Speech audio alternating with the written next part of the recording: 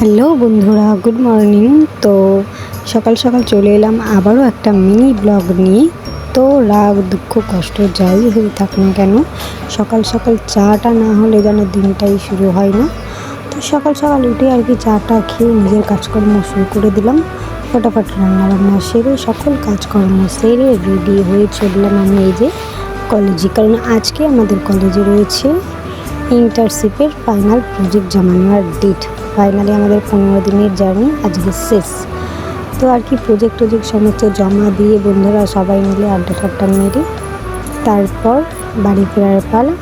বাড়ি ফেরার পথে আমার জন্য ছিল একটা ধামাকাদার সারপ্রাইজ, যেটা আমি জানতাম না। খুব খুশি হলাম যে আমাকে আমার বোন এরকম একটা জিনিস গিফট করলো।